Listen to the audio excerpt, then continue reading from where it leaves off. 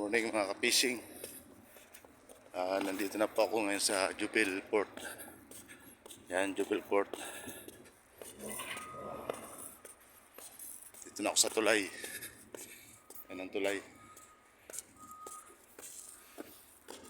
Naglakad lamang ako galing sa bahay papunta rito. Mga 20 minutes na nilakad ko. Pero malapit na ako nun. Pagbaba ko dito sa tulay, diyan na ang bibingwitan ko. Ito yung aking pamain at saka pamingwit.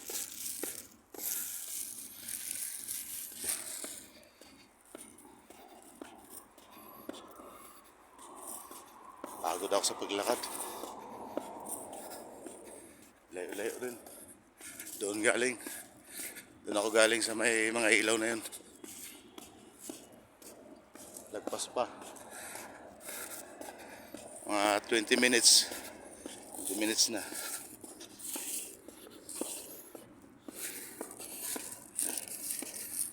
Minutes na ang oras. 4:17.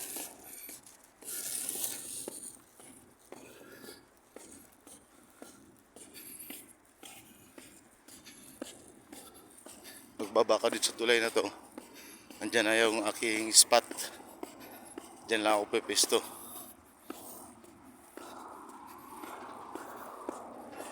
Ngayon lamang ako na pamingwit ulit dahil mainit. Kaya nagising ako kanina 3:30 madaling araw para makapamingwit. Namiss ko na yung pamingwit, matagal-tagal na rin. Ilang buwan na rin.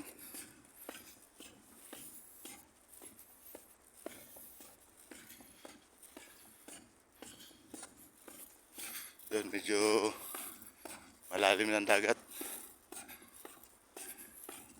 Kasi ang high tide ngayon 7:30 pa mamaya.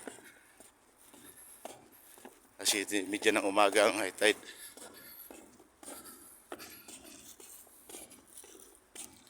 Pero pataas na, paangat na yung dagat. Hindi na siguro makapaghagis. Yung mga tao na nga yata yun.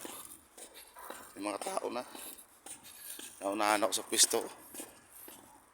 Diyan sila sa baba. Diyan ako lagi pagpisto sa kanto na yan. Kaya lang parang may tao na. Yung may nakatayo na pamingwit. Bale, dito na ako sa kasunod. Marami kaagad sila.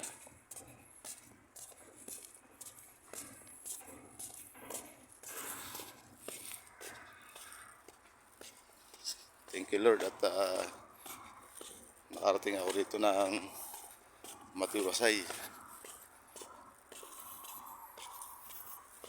Sana makakuha tayo ng biyaya ng dagat.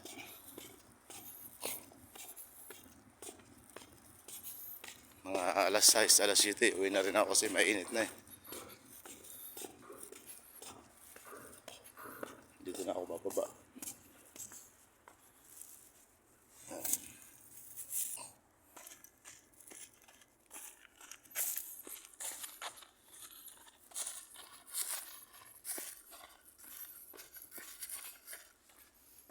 Akala ko maaga na ako, may mas maaga pa pala sa akin.